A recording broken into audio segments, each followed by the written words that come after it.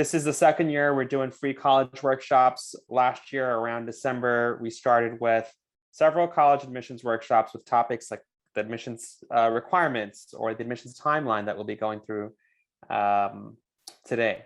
There have been also workshops on the financial aid package and how you can best apply for scholarships. And we've also had workshops on college research and planning, so you can make sure you have your dream schools, your target schools, and your safety schools. Before we proceed today, I would love to introduce our co-presenter for today, Shireen. Shireen is a student at the University of Emory University, one of the top selective universities across the nation. And Shireen is a member of their class of 2025. So as we go through the admissions requirements content, I will be asking Shireen about her experiences as a high school senior when she applied last year and what worked and any other areas where she would do things a little differently. So with that said, we have a lot of juniors here, some seniors here, we have some parents here too. And Shireen, if you want to do a quick intro about yourself, and we'll get started with the slide deck in just a minute or two. Thank you. All right, so I'm Shireen. As Ivan mentioned, I'm at Emory University, and I'm actually going to start in January. I'm a first-year student, and my major is probably going to be biochemistry in the pre-med track. And I'm also looking at marketing or some type of business. So truly, I don't really have any idea yet, but I have a lot of tips and pointers for you guys for the college admissions process. And I'm really familiar with what you guys are going through because it just happened for me last year. So I hope I'm of use of you guys. And then at the end, I'm pretty sure we're going to have a little bit of a question session, right, Ivan? Absolutely. Yeah, so at the end of the slide decks, if you guys have any questions remaining, me and Ivan will be happy to answer them for you guys. Thank you so much, Shireen, for joining us. And Shireen, as she's mentioned, Emory University, my history as far as this process goes, I'm a graduate of Bronx Science, and I ended up at Sophie Davis for my college years and later other professional schools for grad school. And we'll get started with the requirements. So all of you are in high school, and let's take a look at what our colleges are really looking for. They're looking for who you are as a complete individual. And that means that includes your transcripts, that includes your scores, that includes your letters of recommendation, that includes your college essay or personal statement. And you'll also have to talk about your extracurriculars, which are increasingly important. And at the end, by senior or junior year, you may have some college visits and interviews that may help, that will definitely help at some schools. So let's start with the transcripts. Of course, this is all 4 years. So the most important things that families need to remember, colleges do look at all 4 years. I remember when I was in Bronx Science, they sat us down as 10th graders and 11th graders, and they reminded us that, hey, college does count for all 4 years. With scores, the number one thing that schools will be looking at is your GPA. Your GPA with strong AP coursework is the number one thing that colleges look at for admissions. And your SAT scores can often be the second largest determining factor for college admissions. With letters of recommendations, we'll have some tips on when we come to that section. You'll need at least 2 from teachers, 1 from your guidance counselor. And with your extracurricular activities, colleges always love seeing activities with leadership experience. So Shireen, as a high school senior or junior, what were some of the things that you were most focused on? What were you most worried about? And how did you tackle the contents of what they were looking for? Right. So there's this common misconception that you sort of have to be good at everything. You have to be good at music or something in athletics and then some other volunteer service. But the truth is, colleges just want to see you excel in one particular thing apart from your coursework. So obviously your coursework is the most important, but a lot of kids are going to have 95 GPAs. So I would say focus on your extracurriculars right after. So I was the leader of the a cappella group. I was the president of the choir board. I was in the opera at my school for 2 years. I was also the leader of the women's group. So all of these different positions in the same route, in the same vocal route, led to Emory seeing that I was really dedicated, even though that's not what I want to do in the future. They saw that I was dedicated and they actually reached out to me asking me for a video of me performing a song. So your extracurriculars go a really, really long way. Thank you so much for that introduction. So not only did you realize that, hey, a lot of folks have a GPA that's a 95 plus, just like me. And a lot of those kids are going to be applying to Emory and the other places just like me. What can I use to stand out? We'll come back more to that. So we have to start thinking about that also in the terms of what's under your control as a student, what's beyond your control, and what are some gray areas. What's totally under your control are your classwork grades, how well you're submitting your homework assignments, your testing, your finals, your group presentations. That's all pretty much under your control. That's also the same for your SATs or your ACTs or your AP exams and your extracurriculars.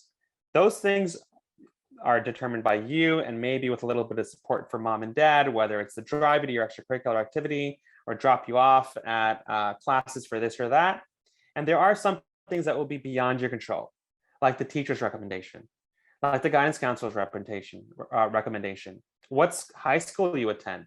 However, even though they're technically out of your control, there are some indirect ways that you can influence how you can perhaps get a better teacher's recommendation. Now think about you as a junior. You're taking physics, you're taking an advanced math course, you're taking maybe AP Bio, and you're also taking AP English. So now, even if you're applying to, let's say, a science program or an engineering program or a healthcare program, who's going to write a stronger letter? Can you trust your physics teacher who teaches a lot of labs and things like that in the physics realm to write as eloquently about you as your English teacher, perhaps? So there are some secrets that you have that are still under your control, even when it's perceived to be beyond your control. Shireen, question for you. Which two of these caused you the most stress and why, and how did you tackle it?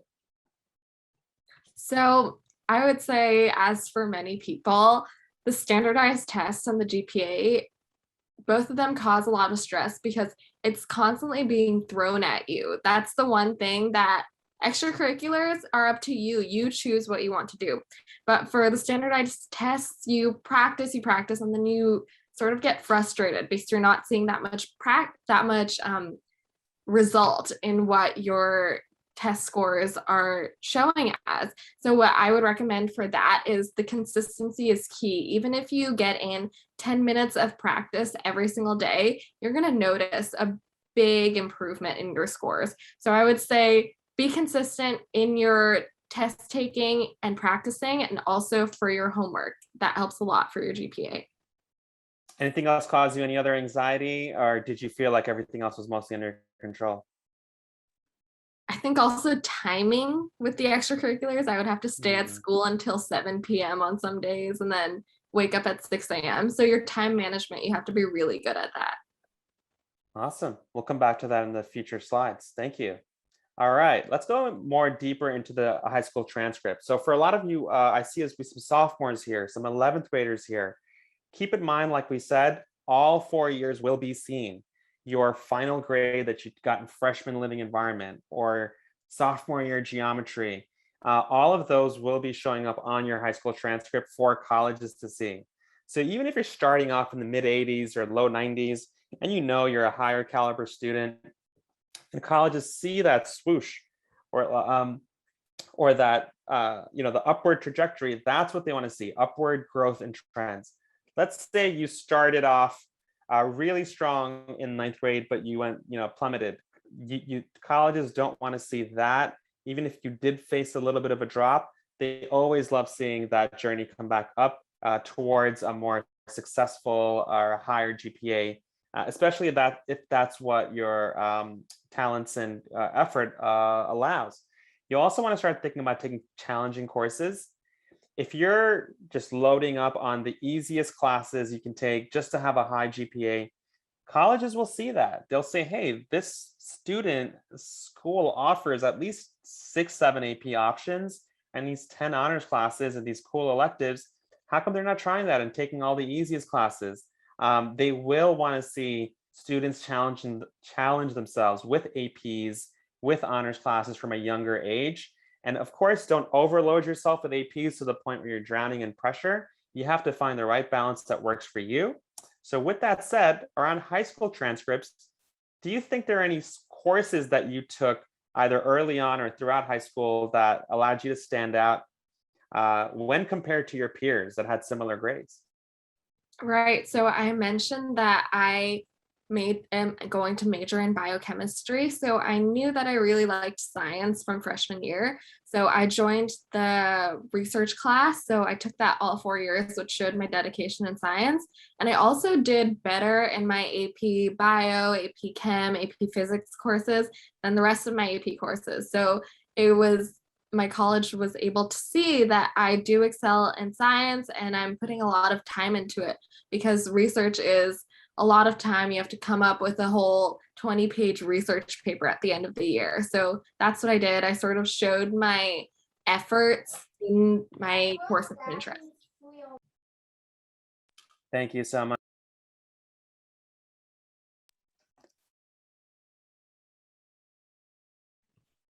Ivan, I think you're muted. And so I took myself around 10 APs, but it really depends on the rigor that you guys put yourself through. Like if you're getting B's or C's in AP classes, then I would say take maybe 2 or 3 as much as you can handle. But personally, I was able to get low A's in all 10 of my AP classes, which is better than high A's in regular classes. Colleges recognize that a lot. So what was the first APs you took, and was it sophomore year or junior year? So my school only let us start taking APs in sophomore year. I took AP World because that was the only choice. I didn't really like history, but since that was the only AP class offered in sophomore year, I took it. And then junior year and senior year, you're allowed to take as many as your schedule can fit. So while it sounds like you definitely challenged yourself, would you have done anything differently? Would you not take a few APs and take a few other ones in its place, or would you take a lesser number? If you had to do it all over again, just anything that you change about it? Right. So as I mentioned earlier, I'm not a big fan of history. So I would probably not take AP US history. I was taking 4 AP courses in junior year, and that was sort of the hardest year. So that one, I feel like I would have gotten maybe a 96 if I took the regular class. So it wouldn't have made a difference because I still would have had 9 APs and I would have a slightly higher GPA if I had dropped that class. Hopefully, for any of the sophomores and juniors who are still thinking about which courses to take, you can find the right balance. So you never want to take a class that's going to distract you away from your other ones, especially if it's not something that's interesting to you. So just keep an eye out for those signs early on in the course. So let's moving on to what exams we can take. Everyone here knows about the SATs and ACTs. Regents are most likely coming back with some changes going on. And with the APs, they haven't shown any indications of slowing down. They may be even more heavily looked at with the SAT 2s being eliminated. So between the SAT 1s and ACTs, which did you take and why? So I took the SAT. I know that some people, not most, some people take both the SAT and ACT, but they're structured slightly differently. So if you dedicate your time and energy into one test, you're probably going to be better off than trying both of them and splitting your energy to both of them. So I took the SAT at the beginning of my sophomore year when I was still 14, actually. And I took it 3 times just so I could get it over with. So I would spend September, October, November, December just studying every single day for the SAT. I also studied the summer before, and I ended up getting 1550 cumulatively. So even though I was young, because I was able to put in the time every single day and practice, I was able to achieve that score. Wow. First of all, congratulations to you for achieving that high of a score early on. Comparatively, did you have some classmates that had to be stuck with SATs junior year or even into senior year, and did they have more stress? Oh, yeah. So definitely because of COVID, a lot of my friends were planning to take it junior year, but it all got canceled. So they had to push it to senior year, which was really stressful for them because they didn't really have the motivation to study because they didn't know when it would be back. So we only got a month or a few weeks notice that it was back.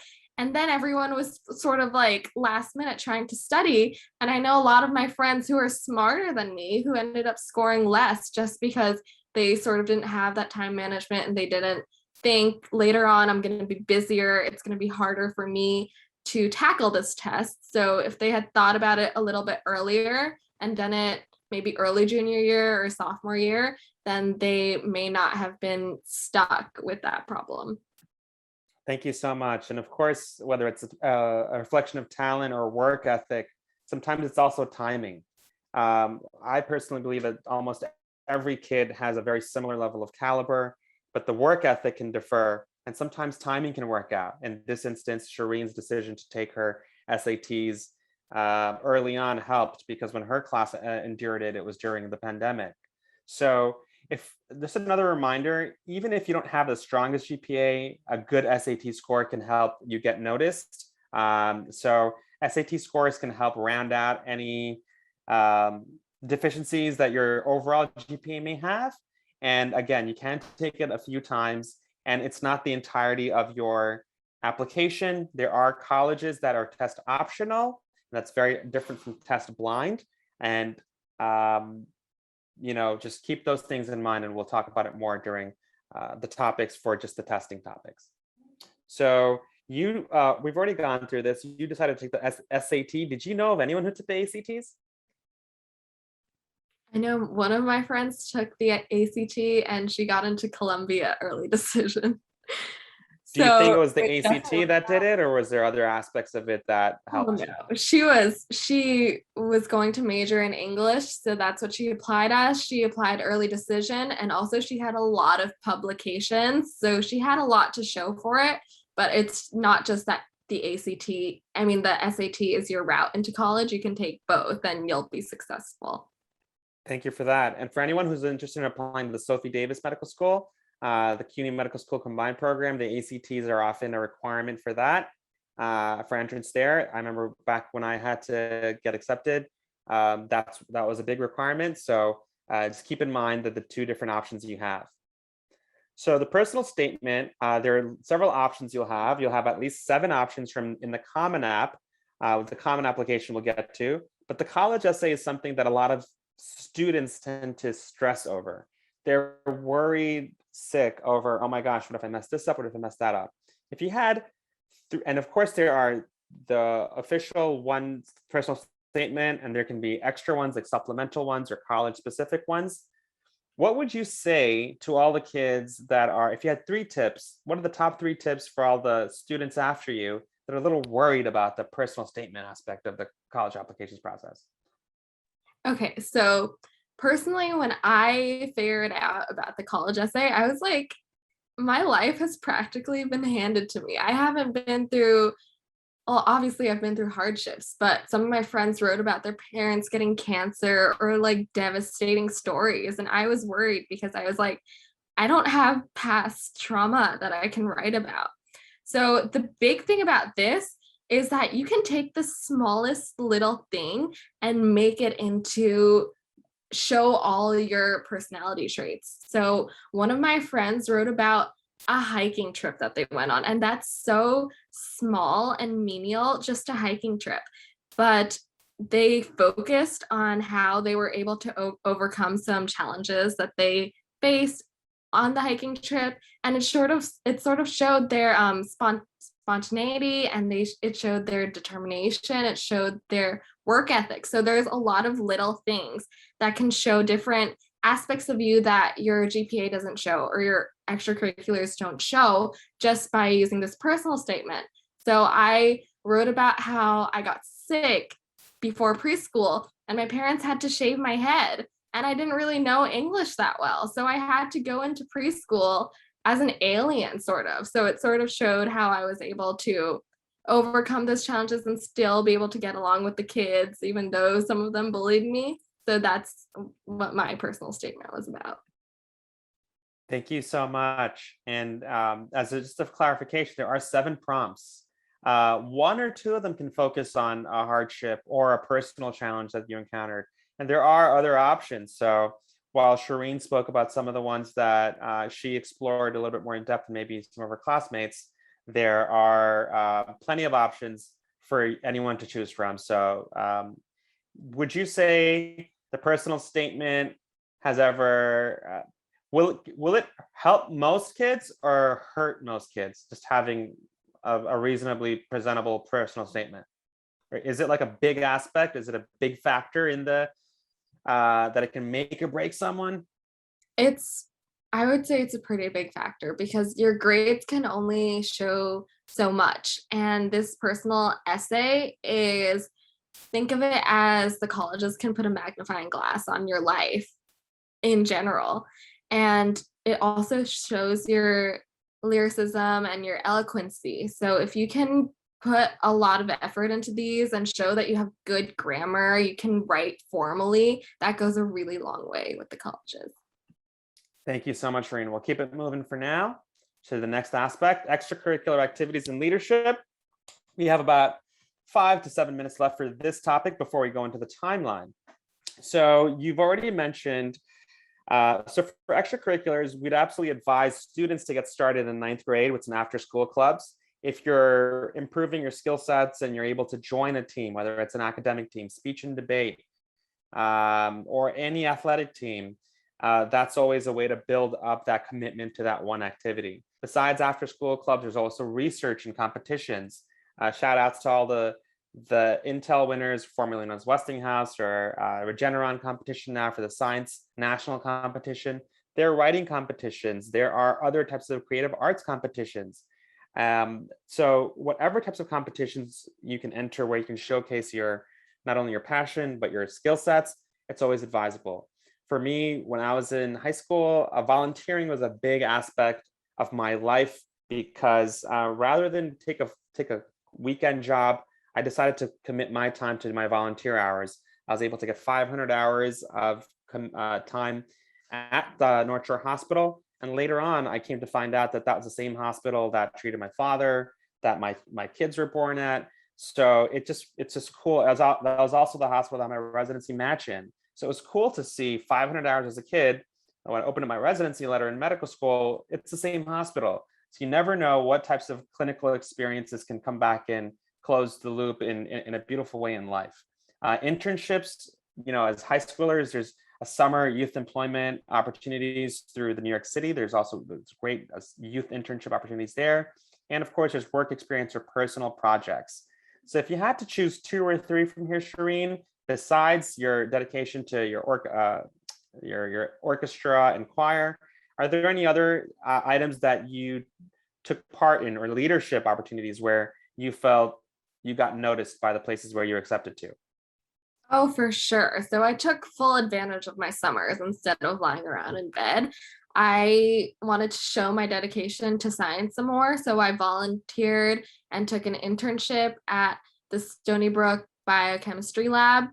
And I spent 2 years at the NYU Biomedical Engineering Lab. And I also did community service like Ivan did.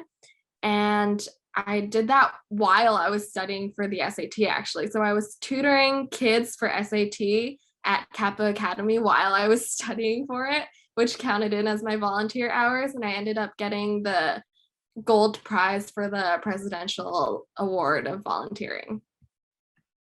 Look at that. Often, and even though you or I never technically got paid by the hospital or that other place for our hard work, it sounds like teaching other kids definitely solidified your confidence level and your abilities to do well. And it also helped me get that interview at Sophie Davis, which was my gateway into my offer later.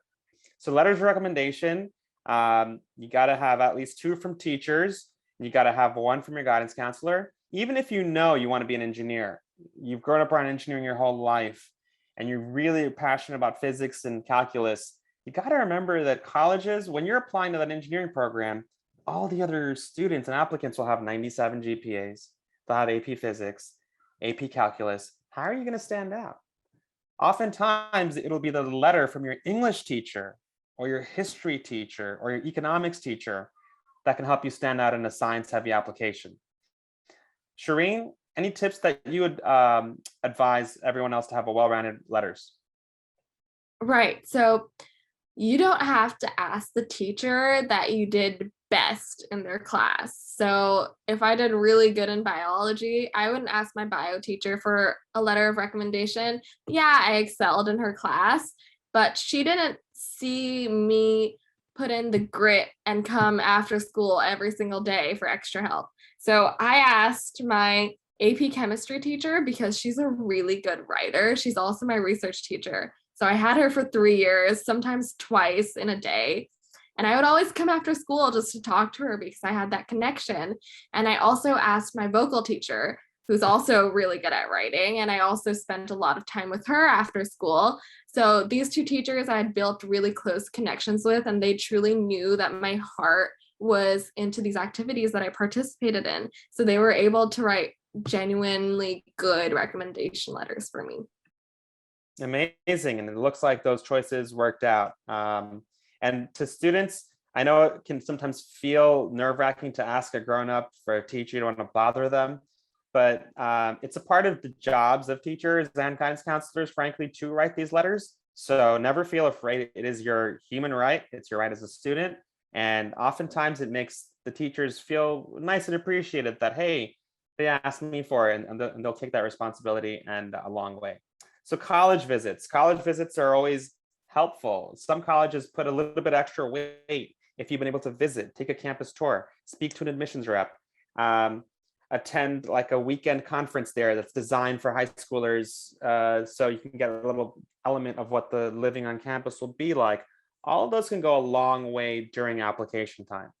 Shireen, did you get a chance to visit any colleges from the ones you got into, and even the ones that you did not receive offers from? And any advice you have for the college visit aspect of it? So my advice would be these are definitely a good idea, but not to put too much energy in them because a lot of times they didn't have like a list of people, so they wouldn't know who went there. We would just go for our own sake. So what I did is I went to a rural school, a suburban school, and an urban school or a city school. So I visited NYU, I visited Johns Hopkins, and I visited Princeton, and they were all really different in types of atmosphere. And then I was able to figure out, no, I don't want NYU, UPenn type because the campus is all over the city. I don't really have a home.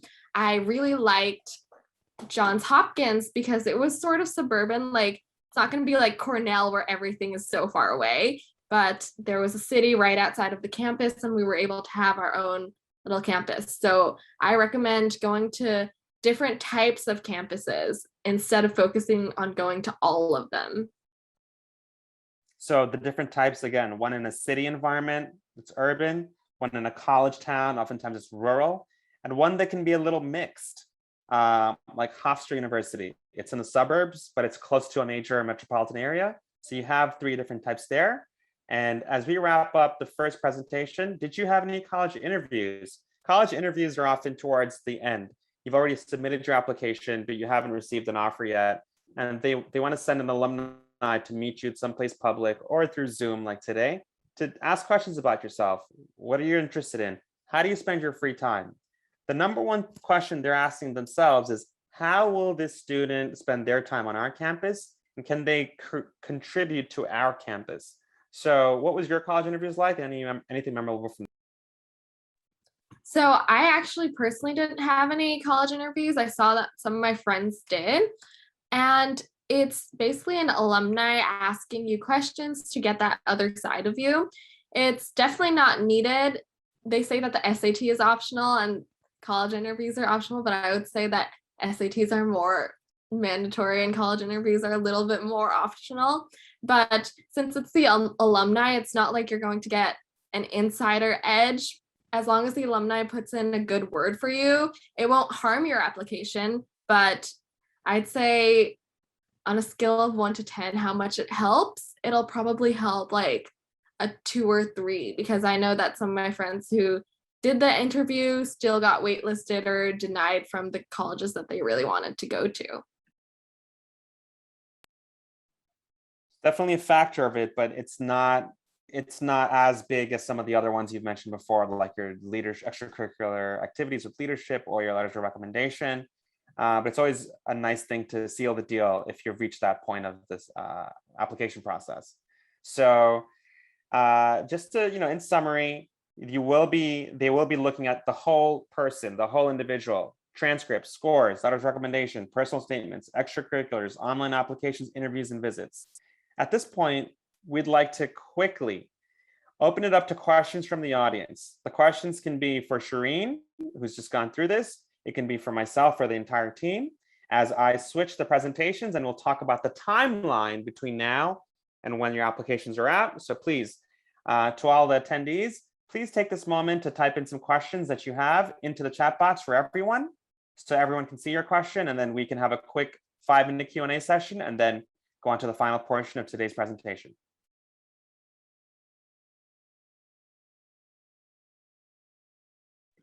Okay, researching colleges. I love this.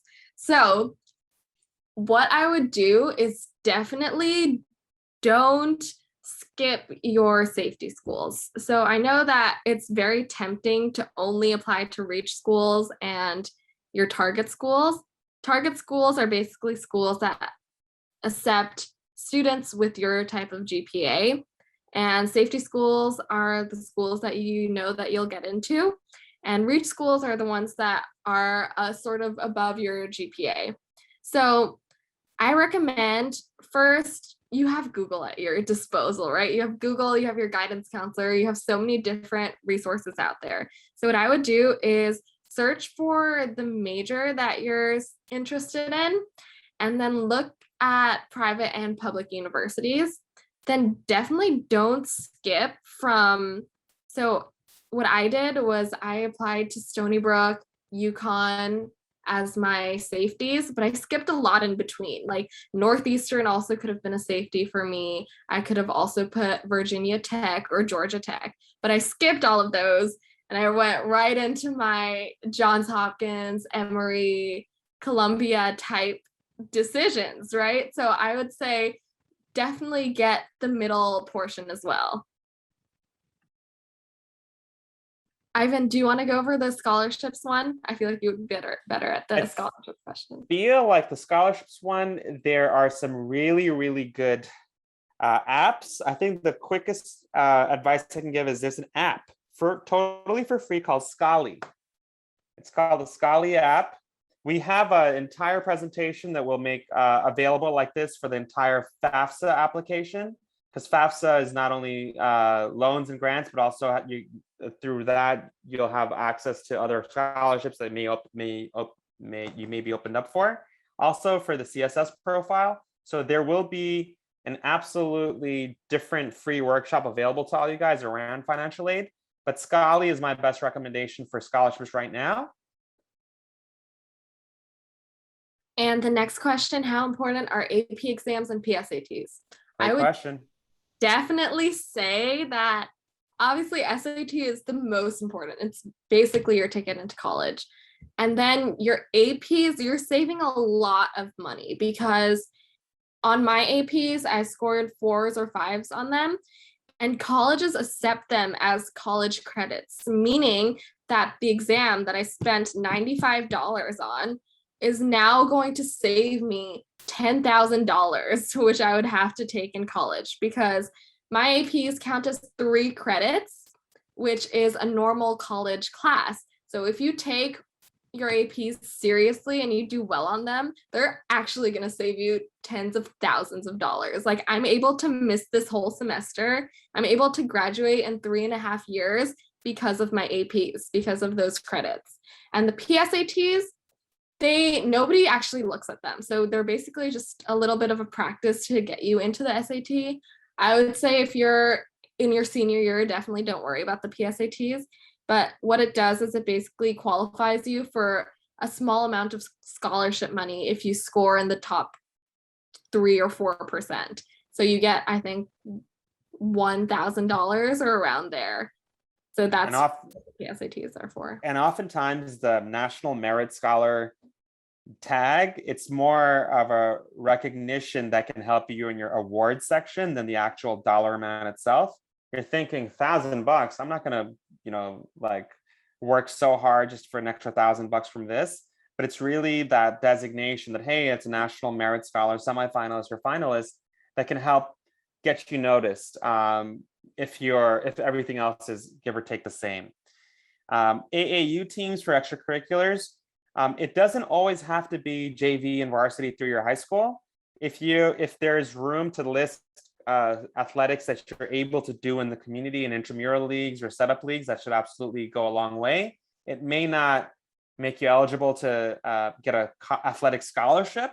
However, if two candidates have the same exact academic profile, one's a high school athlete, one's not, the high school athlete may have a 70% chance of getting accepted, whereas the non-high school athlete may have a 40% chance. And neither of them in this scenario are expected to do collegiate sports, but just to have that well-roundedness in your profile can go a long way. The PSATs, how many times can you take it? You can take it once in sophomore year as a practice version, and you should only take it once in junior year with your class, but you don't need to keep taking the PSATs over and over again. Just take it whenever your school gives it to you, and either doing time practice sections by yourself or through like a tutoring company, or just, like your time practice sections at the end are probably going to make the biggest jump, after you learn the bulk of the material. All right, so now let's do a quick pause and we're going to go through the next college timeline. It is October 9th, and we're going to go through what the college timeline is looking like. If you're a senior, just type in senior on the side, because this is going to be really, really critical for you. If you're a junior, just type in junior, and we'll know that you can use the next year to build up for this time. Junior, junior, junior. Sorry about the noise in the back. We got some juniors, seniors, juniors, seniors, even split. All right, Shireen, let's get this started. This is the application timeline. August is when the applications do open. And the FAFSA applications opens last week, it's from October 1st. But then you'll have early action and early decision deadlines coming up throughout the month of November. And you'll also have regular decision applications due by somewhere in January, between the 1st and the 15th of January. And then by the end of the month in January, those who applied for early action may start finding out. Shireen, what do you want to add? Okay, so right now we're in October, right? Your early action decision deadlines are coming up seniors. So if you're not planning on applying early action or decision, do it. Do at least 1 or 2 colleges that you want to apply to early, and make sure these colleges are colleges that you would definitely go to if you get accepted in them, because sometimes they're binding, so you have to look into those a little bit more.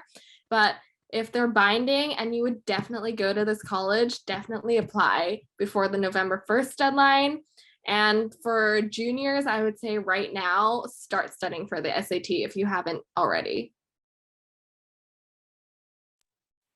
Thank you so much. And just a quick reminder, the advantage of applying early, sometimes you can get twice the acceptance rate. And if you know it's one of your dream colleges, at cons, we like to move away from the notion that there's only one single dream college. There can be a group of 5 or 7 that are very similar. But if it's one of those dream colleges, go for it. However, you are risking not being able to do your financial aid negotiation later and comparing packages. So that's just that comes at the cost of that. So fall of senior year, narrow down list of colleges to 7 and 16. That's where we're talking about the 5 reaches, 5 targets, and 5 safeties. Never skip the targets and never leave just a few safeties in the bottom. You never want to put so much mental pressure on yourself for your senior year. And now you can create a list of calendar dates. When are you taking the SATs as a senior? Will it be October? Or similar to Shireen, have you already taken that and now you only have to worry about your personal statement?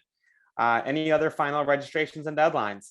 If you're a senior and you're not happy with your SAT score, should you take it again to have a super score that's a little higher?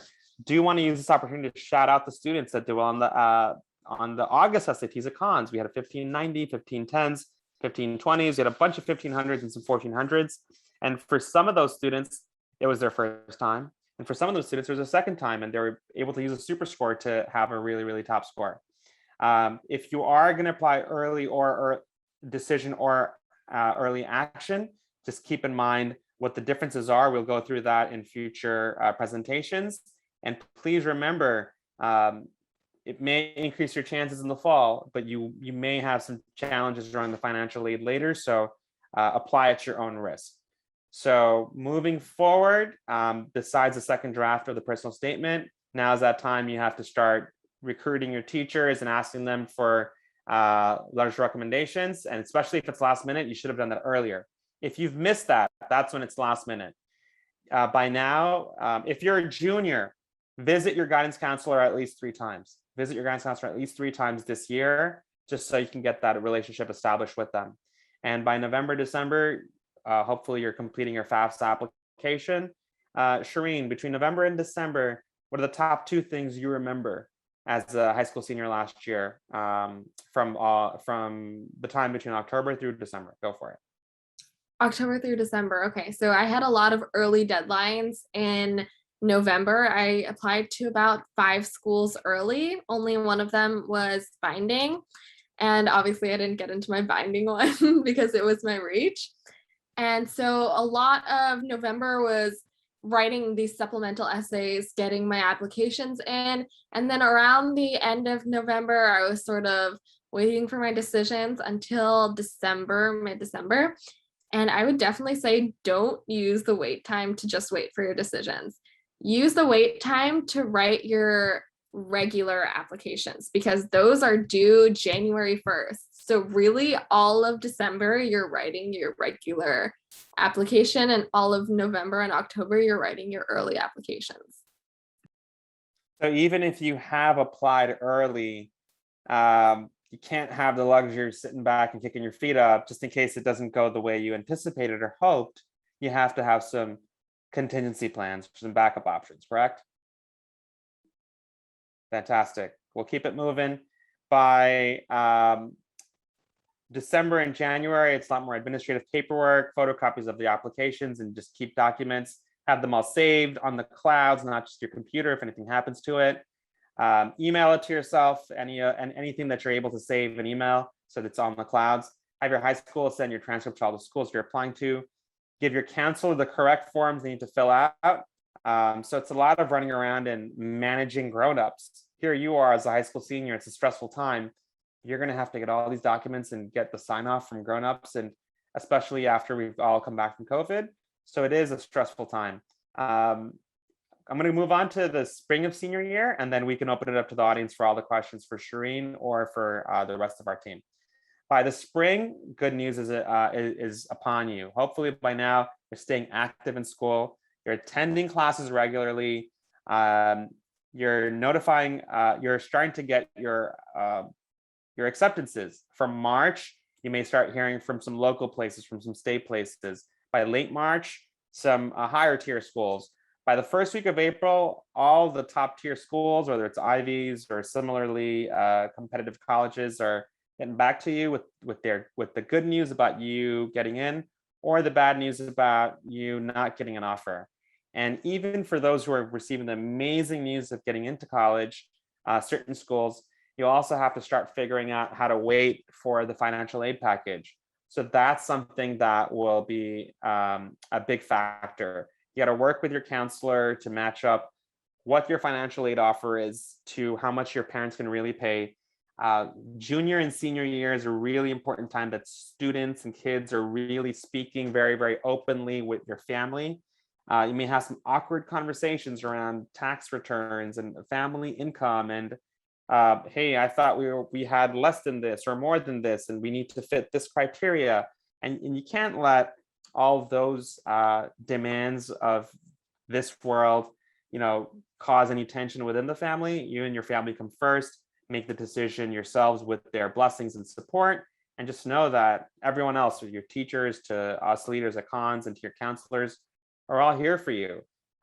This is a journey that you should be leading yourself. So it's not something where your parents can remind you, hey, don't forget your deadlines. Hey, did you apply to Barnard's supplemental essay on time? These are moments where you're going to have to be in that driver's seat. So whether it's looking up fee waivers and things like that, it's important that you start taking over, like a lot of you already have been. So the last few sections are, how do I send my transcript? How do I send my letters? It's usually, they're very, very clear instructions by email to the college website. You can upload a form. And now, For go the for it. transcript and recommendation letters, you actually don't have to send them in. You just have to keep pushing your teachers and guidance counselor too. So that one, just make sure that your teachers send it in and follow up with them, and then just check in your college portal, which you will have after you apply, if they have received it. Amazing. Thank you so much. So I have a few, so just to remind everyone, the common application is one single application that you can use to apply to a lot of the schools. Shireen, was Emory in the Common App application, or did you have to do a totally separate one? Oh yeah, I think a lot of the top and middle schools are in the common application. The only types of schools that you would have to apply other than the common app are schools that are CUNYs, maybe Stony Brook, maybe Bing. Those types of schools, the CUNYs and the SUNYs, might have check on their website how they want you to submit your stuff. Thank you. So by now it's the spring. You are getting some good news and you are getting some tough news. Shireen, if you want to take the next minute or two to let us know how that was, waiting for your offers, waiting to find out, mostly good news, some bad news. How was that experience? And do you have any advice around managing the mental stress of it? And then any other questions you have? Now's that time for everyone to start typing in your questions. Oh, wow. So I started getting cold feet at the end of January. I was like, did I apply to enough? Am I going to even get into any of my colleges? And I got really scared. So thankfully, you have these colleges that have deadlines in March or have rolling decisions. So because I got so nervous and scared, I started applying to more safeties that had later deadlines. So that sort of helped me a lot. So if you get scared that you've applied to too many reaches, you can always take advantage of those deadlines. And yeah, so just try not to think of them also. After you've submitted your safeties as well, try not to think of it, because whatever happens, happens, and it is fated. Thank you so much. So I'll take the one about sophomore students. If you're a sophomore, the most important thing you can do is do well in your sophomore year. Do well in the GPA classes, like take chemistry and geometry very seriously. Try to achieve a 95 GPA on those. You will have the practice PSAT next week or 2 weeks. Take that. And similar to Shireen, if you enroll in a once a week SAT program and that gets you into junior year, you may not have to overload yourself with pressure junior year for the SATs. Question for Shireen. Do you remember taking Algebra 2? Yes, and let me tell you, you don't need it for the SAT. I took it before. I took my SAT while I was taking Algebra 2, but Algebra 2, if anything, made stuff more complicated. So SAT is mostly really algebra, a lot of reading comp. Even in the math, you have to read carefully and know what types of algebra tricks and geometry tricks to pull out of your sleeves. So yeah, you can take it either way. Great answer. We are approaching the hour mark. It's 3:52. So many of you have been here early. So many of you sat through with some very, very important questions. We do have a lot of parents in the audience. I do want to thank all of you for being here. if we had another workshop next month, are there topics that you folks would want to see and return for? So if you want to use this time to just say, hey, I'd like to find out about this next time, we have a lot of topics, and we can, bring Shireen back or any of our other teammates here that have expertise in that topic. So if you want to ask for some particular topics on the college admissions conversations for November, please let us know now.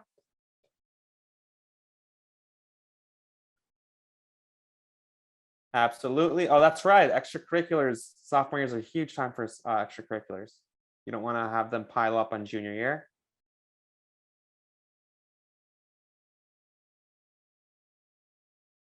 We have a presentation on the types of extracurriculars you can do and the resources you can look up, internships, Naviance and search tools where you can look up the types of universities, whether it's urban, suburban, or mixed, or small, medium, or large sized, scholarships.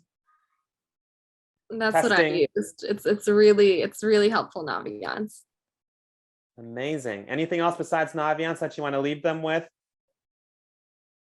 Yes, Nafia. If you have a 4.0 GPA, chances are you are applying to schools where everyone has a 4.3 GPA. So 4.2 GPA, 3.9 GPA, you're right amongst everyone else.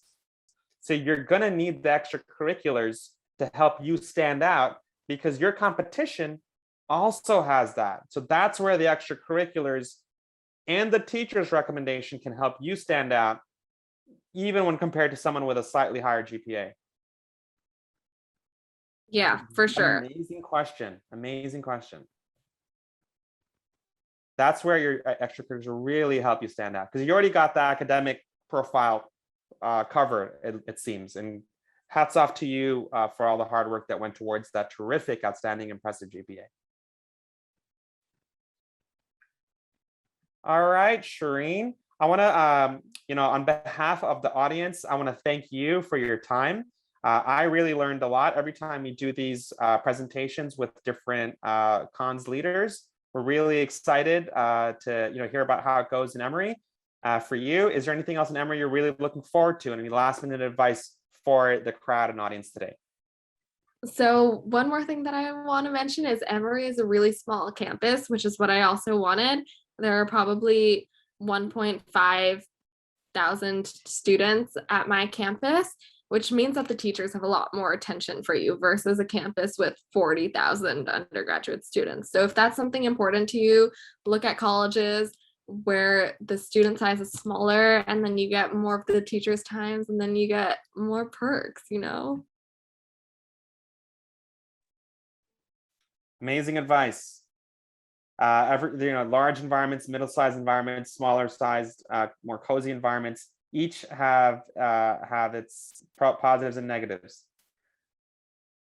Absolutely. The sessions that focus on one specific area. So we will have like an hour next time only on extracurriculars and the personal statement, or an hour dedicated only to the personal statement, and then an hour only dedicated to that. So today was more the broader stuff.